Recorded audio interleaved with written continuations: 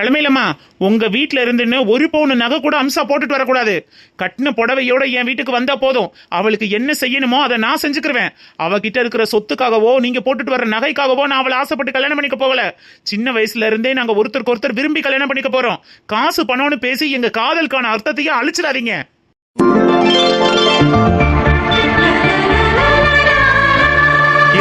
அதான் என் பிள்ளையே எல்லாத்தையும் தெளிவா சொல்லிட்டானே. இதுல கலந்து பேசுறதுக்கெல்லாம் ஒண்ணுமில்ல. நீங்க முகூர்த்த ஓலைய வாசிங்க. நிகழும் மங்களகரமான குரோதி வருடம் மாசி மாதம் 18ஆம் தேதி மார்ச் 2, 3, 25 அன்று அம்சா என்ற அம்சவேணிக்கும் நம்ம திருவளர் செல்வன் ஜீவாவிற்கும் நிச்சயம் குறிக்கப்படுகிறது.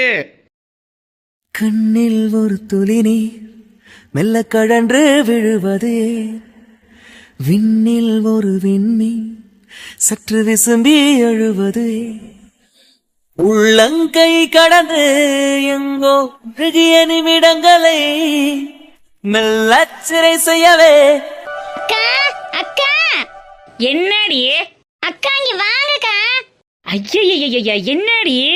இந்த செயினை கலட்டவே முடியல, பின்னாடி ஏதோ மாட்டிக்கிச்சு போல் இருக்கு. அடியே இழுக்க முடியலையேன்னு கடுப்புல நீ பாட்டுக்கு அத்து போட்டுறாதடி. வாடகை கரைங்களுக்கு போய் வாடகை கொடுக்கணும். Covering chain. பயப்படாம வாங்க, பின்னாடி அந்த ட்ரெஸ் கொக்கியில மாட்டிக்கிச்சு போல் இருக்குக்கா. ஒரு மாதிரி குத்துது. ஒன்றும் இல்லை நீ அப்படியே நில்லு. கழட்டியாச்சு. அப்பாடா, எவ்வளவு நேரம் இந்த செயினை கலட்டுறதுக்கு போராடிட்டு இருக்கேன் தெரியுமா? மாட்டுனது அந்த லட்சணத்துல மாட்டி வச்சிருக்க. அந்த சேலையில் உள்ள நூலு பூரா இந்த செயின்ல தான் இருக்கு. போ. கடுப்புல இழுக்கிறேன்னு அப்படியே பிடிச்சி இழுத்தேன்க்கா. சேலையில உள்ள நூல் எல்லாம் அந்த செயின்ல வந்துக்குச்சு. நல்லா வந்துச்சு. இப்படி அடி பிடிச்சிருப்ப. செயின் வந்துருச்சுன்னா அவங்களுக்கும் காசு கொடுக்க முடியும். வாடகை செயினே 1500 ரூபா. அதுவும் ஒரு நாள் வாடகை. நாளைக்கு காலையில கொண்டு போய் கொடுக்க லேட் ஆச்சுன்னு வச்சுக்க, 1 மணி நேரத்துக்கு ஒரு வாடகை போடுவாங்களாம், தெரியும்ல? அதெல்லாம் கொடுத்துக்கலாம்க்கா. உனக்கு என்ன எல்லாம் சொல்லுவேன். இந்த செயினுக்குன்னு ஒரு டப்பா கொடுத்தாங்கல்ல, அதுக்குள்ள போட்டு பத்திரமா வை. காலையில உங்க அத்தான்ட்ட கொடுத்துட்டு வர சொல்லிடலாம். அக்கா, ஜீவா வேஷ்டி சட்டையில அழகா இருந்தான்ல. ஐய ரொம்ப வலியுது, கொஞ்சம் தொடச்சுக்கமா. அக்கா, ஏய், அப்புறம் ஓ ஆளு அழகா இருந்தான்லன்னு என்கிட்ட கேட்டா நான் என்னடி சொல்றது? என் புருஷன் வேட்டி கட்டியிருந்தா அழகா இருந்தாரு, அப்படி இருந்தாரு, இப்படி இருந்தாருன்னு நான் வர்ணிக்கலாம். உன் ஆளை போய் நான் வர்ணிக்க முடியுமா? ஒன்னும் வர்ணிக்க சொல்லல, அழகா இருந்தான்ல, அதான் உங்ககிட்ட கேட்டேன். லூஸ் பைக்கி, உன் ஆளுன்னு இல்லை. நம்ம ஊர் பசங்க பொதுவாக கோட்டு சூட்டில் ட்ரெஸ் பண்ணி நிற்கிறத விட நம்ம ஊர் பாரம்பரியம் மாறாத மண் வாசனையோட வேட்டி சட்டையை கட்டிக்கிட்டு லைட்டாக நெத்தியில் சந்தனத்தை வச்சு அப்படி ஒத்த வேட்டியை எடுத்து மடித்து கட்டி நடந்து வந்தாங்கன்னா அட்டேங்கப்பா, பார்த்துக்கிட்டே இருக்கலாம். அவ்வளவு அழகா இருப்பாங்க, தெரியும்ல?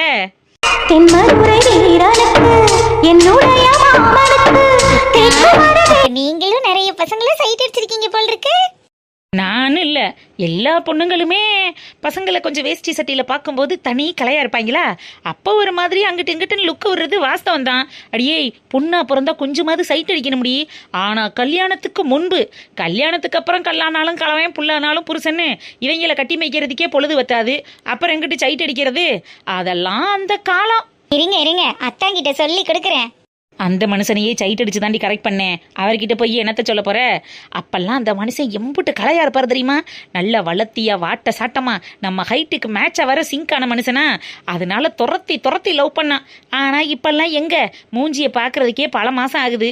என்னத்த சொல்ல, என் கொடுமை என்னோட போகட்டும் முடியும். அம்சிக்குந்தானி, நீ நாது எப்போதும் போல 2 பேரும் ஒத்துக்குறுத்தர் ஒத்துமையா சந்தோஷமா சிரிச்சுக்கிட்டே இருங்க.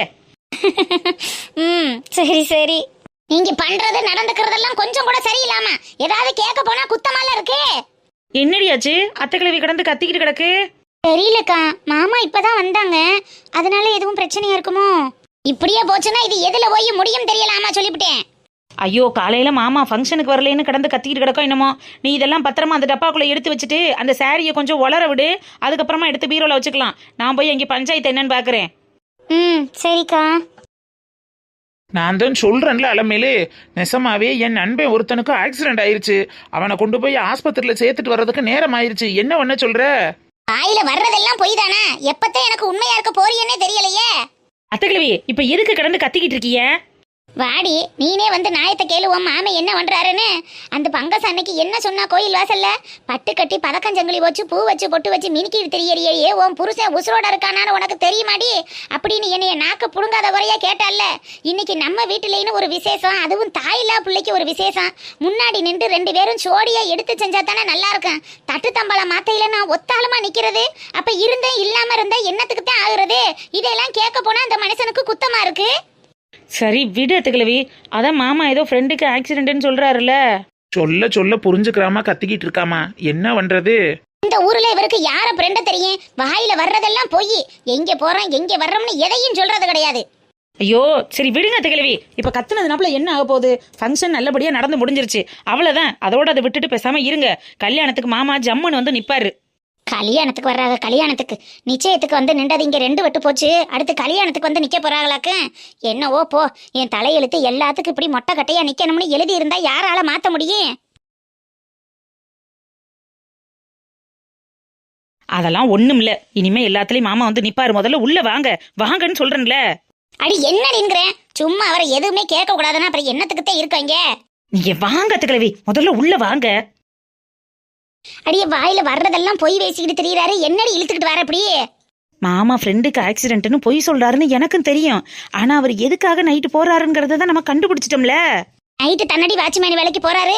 பகல்ல அவருக்கு என்ன கேடு வந்துச்சு? பகல்ல தானே ஆக்சிடென்ட்னு சொல்லியிருக்காரு. ஐயோ நான் எதையும் விசாரிக்காம சொல்லல அத்துக்கிழவி, விசாரிச்சுட்டேன்.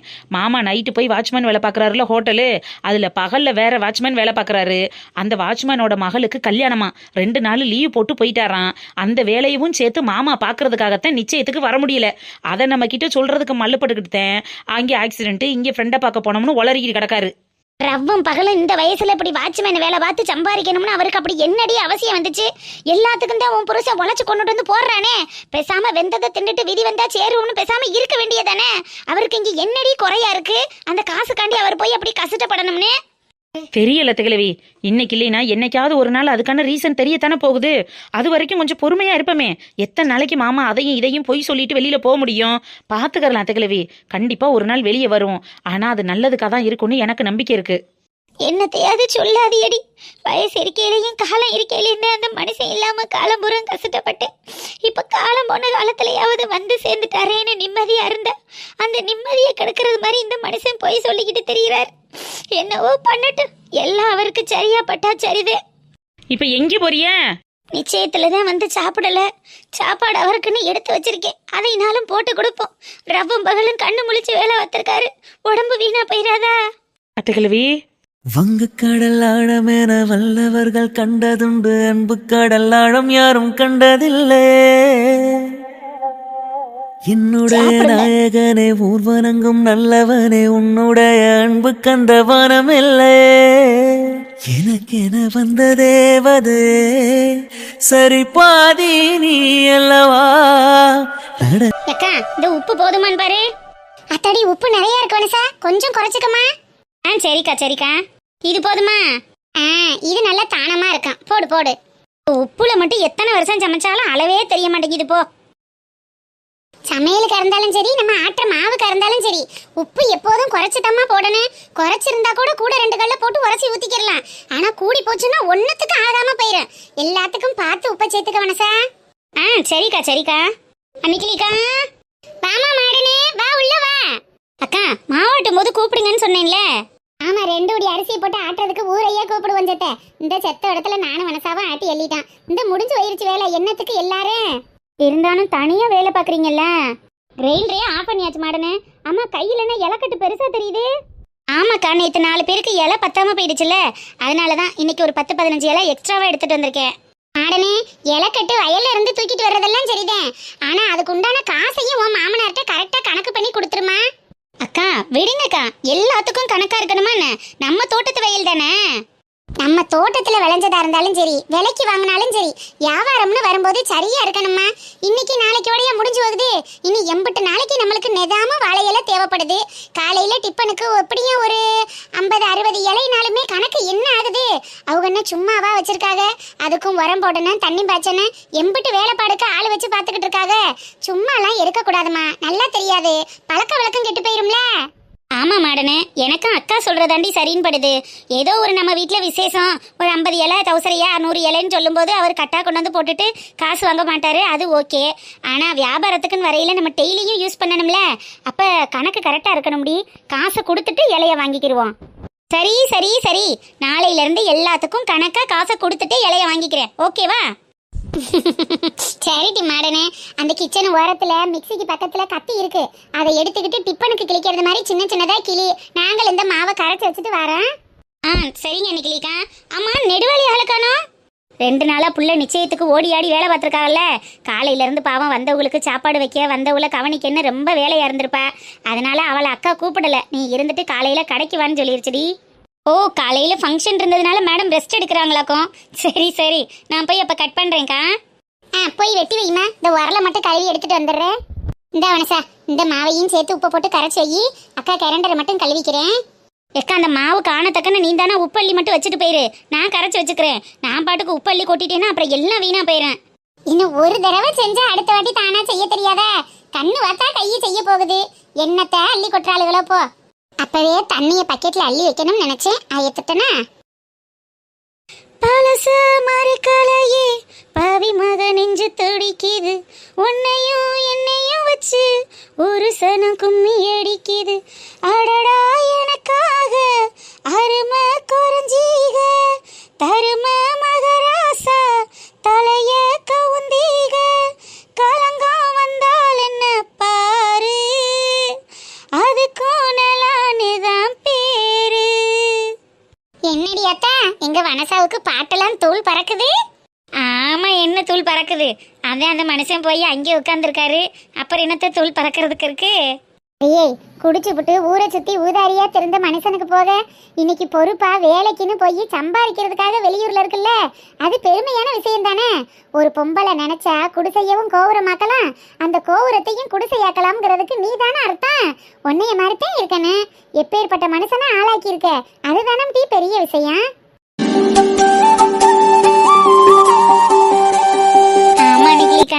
அதெல்லாம் நினைக்கல மனசுக்கு கொஞ்சம் சந்தோஷமா தான் இருக்கு. அந்த மனுஷன் முன்னாடி மாதிரி குடிக்காம கொள்ளாம இப்ப பொறுப்பா வேலைக்குன்னு போறத நினைக்கல மனசுக்கு நல்ல நிம்மதியா இருக்குக்கா. கொண்டுட்டு வர்ற காசுகளை கடை கப்பியே கட்டிவிட்டு மீதம் இருக்கிறதுல இந்த நகை கடையில போய் சீட்டை போட்டு வை. பொம்பளை பிள்ளைய வச்சிருக்க, உடனே போய் ஒரு பொருளை எடுக்கணும்னு நினைச்சா எடுக்க முடியாதுல்ல. இப்ப நிறைய என்னமோ கொண்டுட்டு வந்திருக்காங்க, தங்கமாக சேமிப்பு திட்டம், அந்த திட்டம் இந்த திட்டம்னு போஸ்ட் ஆபீஸ்ல ஒரு மாசத்துக்கு ஒரு 1000 நாளும் கட்டி வைமா. என்னத்தையும் பிள்ளைக்கு வருஷம் பிறந்து ஒரு 1/2 கிராம் 1 கிராமாவது தங்கம் எடுக்கலாம்ல. எங்க அன்னைக்கிலிக்கா இந்த நகை கடையில் போய் ஒரு சீட்டை போடுவோம்னு பார்க்குறேன், அதுவும் போட முடியல. போஸ்ட் ஆஃபீஸில் பணம் கட்டுவோம்னு பார்க்குறேன், அதுவும் கட்ட முடியல. எங்க கைக்கு வர்றது எப்படி போகுதுன்னே தெரியலையே. கொழுந்தே இப்போ எப்படியும் வர்ற நேரம் போகிற நேரம் உங்ககிட்ட காசு கொடுத்துட்டு போகிறாரு. நம்மளும் 100 நாள் வேலை களை எடுக்க கருத இருக்கன்னு இந்த வேலை இல்லாத சமயத்தில் போய்கிட்டு தான் இருக்கோம். கடன் கட்டணும்னு நினச்சா வருஷம் பூரா கடன் கட்டிக்கிட்டு தான் இருக்கணும். பொம்பளை பிள்ளைய வச்சுக்கிட்டு கடனை மட்டுமே கட்டிக்கிட்டு இருந்தால் எப்படி காலம் தள்ளுறது? கொஞ்சம் கொஞ்சமாக குருவி சேர்க்கறது மாதிரி சேர்த்தா தானே ஒரு பொருள் எடுக்க முடியும். நினச்சிக்கிட்டே இருப்பேன், ஆனால் எதையும் எடுத்து செய்ய மாட்டேன். இனிமே அவர் கொடுக்குற காசில் நான் கொஞ்சம் கொஞ்சமாக நகைக்கு கட்டி வைக்கிறக்கா.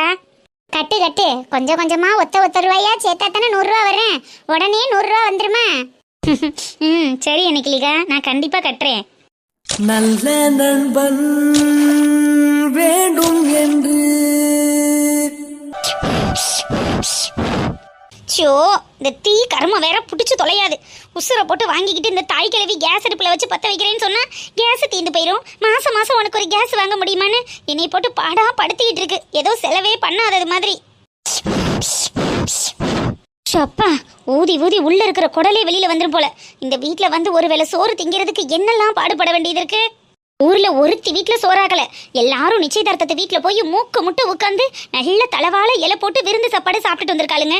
இந்த கிழவி ஊரை சுத்தி எல்லாருக்கிட்டையும் சண்டையை போட்டு வச்சுக்கிட்டு ஒருத்தி வீட்டுல போய் ஒரு நல்ல சாப்பாடு சாப்பிட முடியுதா?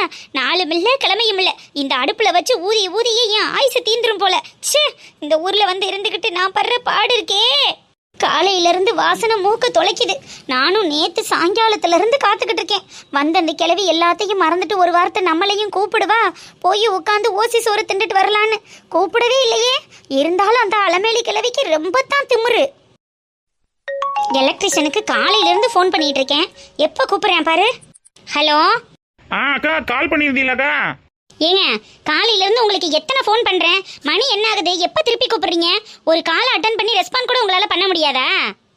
இல்லக்கா, ஒரு வீட்டில் மோட்டர் ரிப்பேருன்னு சொன்னாங்க, அதுக்காக அவசர சொல்லியா வெளியூர் வந்துட்டேன். சொல்லுங்கக்கா, என்ன விஷயம்? எலக்ட்ரிஷியனை என்ன விஷயத்துக்காக கூப்பிட போறோம்? அந்த ஃபேன்ஸ் வச்சு எத்தனை நாளா லூஸா இருக்கு, எர்த்தடிக்குதுன்னு சொல்லிட்டே இருந்தேன். அதை ஒரு எட்டு வந்து பார்த்துட்டு போலாம்ல. வரேன்க்கா, வெளியூர் வந்துட்டேன். என்ன பண்ண சொல்றீங்க?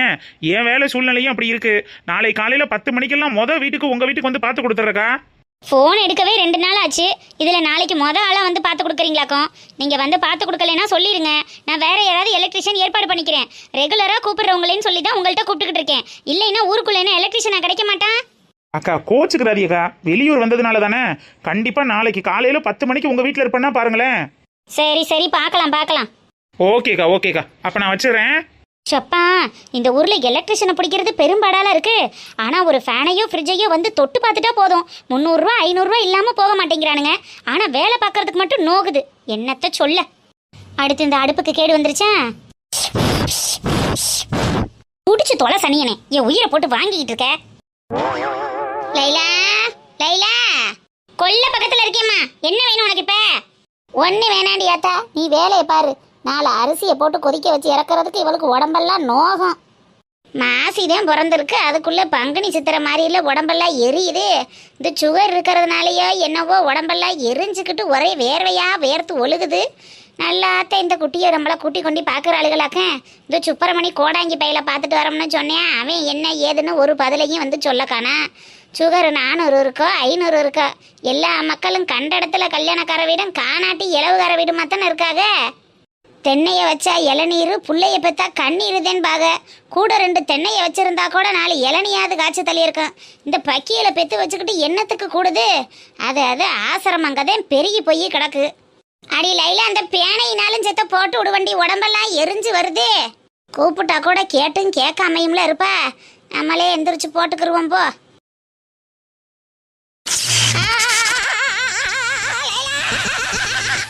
லைலா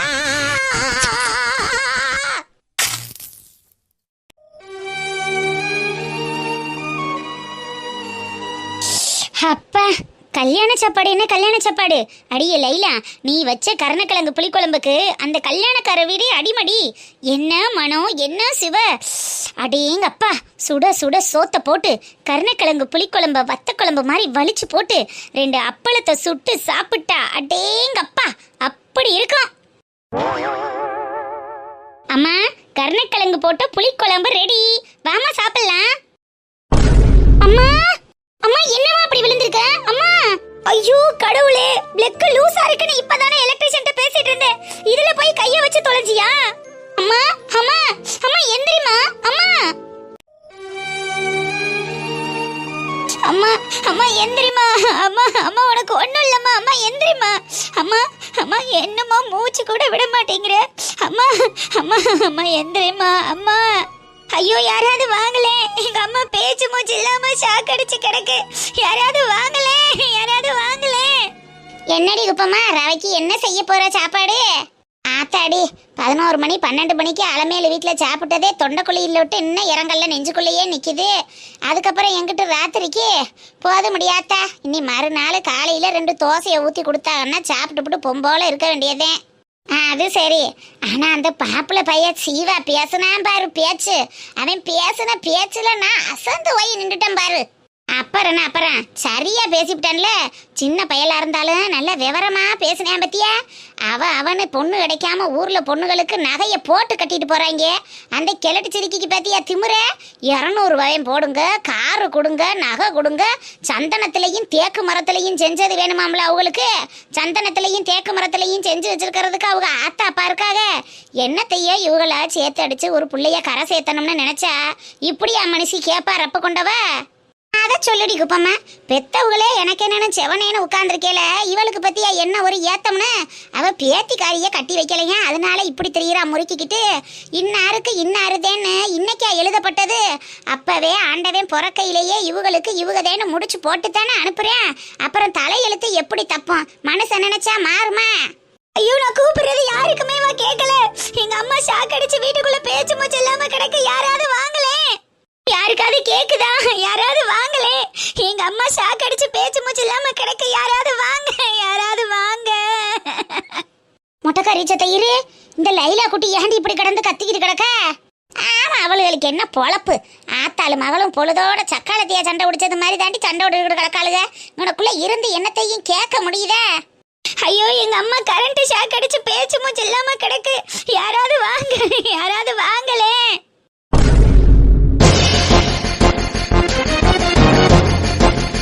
என்னடி ஏன் இப்படி கிடந்து கத்துற? பெரியம்மா, அம்மாவை கரண்ட் ஷாக் அடிச்சிருச்சு பெரியம்மா. அம்மா பேச்சு மூச்சு இல்லாம கிடக்கு. எனக்கு ரொம்ப பயமா இருக்கு பெரியம்மா. பங்கசா, பங்கசா, எடி அடியில பங்கசா, பங்கசா. மொட்டைக்காரி, என்னடி ஆச்சு? பங்கசா நம்மளெல்லாம் விட்டுட்டு போயிட்டாடி குப்பம்மா. பங்கசா நம்மளை ஏமாத்திட்டு போயிட்டாடி, போயிட்டாடி.